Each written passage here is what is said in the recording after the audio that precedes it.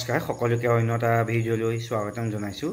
সকলোৱে গম পাইছে যে আমাৰ বিদ্যালয়ৰ যি মধ্যাহ্ন ভোজনৰ যি ৰান্ধনীসকল থাকে সেই ৰান্ধনীসকলৰ দৰমহা বঢ়াই দিয়া হৈছে।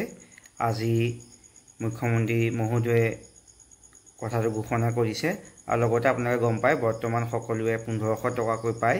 তেখেতে আৰু 500 টকা বঢ়াই দিছে বুলি কৈছে আৰু 2000 টকা হ'ব। মানে চেণ্ট্ৰেলৰ ফালৰ পৰা আমাক যি 1000 টকা দিয়ে আৰু ষ্টেটৰ ফালৰ পৰাও আৰু 1000 টকা দিব বুলি কৈছে। মানে টোটেল 2000 টকা হ'ব, যিটো এইকেইদিন খুব চৰ্চা হৈ আছিলে যে ৰান্ধনীসকলৰ দৰমহাটো বঢ়াই দিব বুলি। সেই বিষয়ক লৈ আজি মুখ্যমন্ত্ৰীয়ে মন্তব্য ৰাখে আৰু তেখেতে 500 টকা আৰু বঢ়াই দিয়াৰ কথা কয় আৰু লগতে তেখেতে এইটো আশ্বাস দিয়ে যে কিছুমান ভুৱা বাতৰিত মানে ভুল যাব মনা কৰিছে, বিপথে পৰিচালিত হ'ব মনা কৰিছে।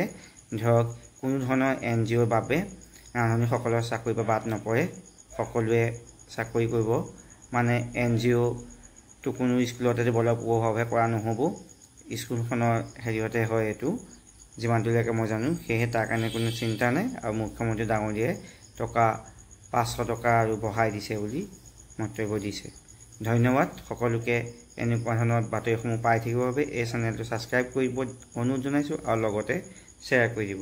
ধন্যবাদ।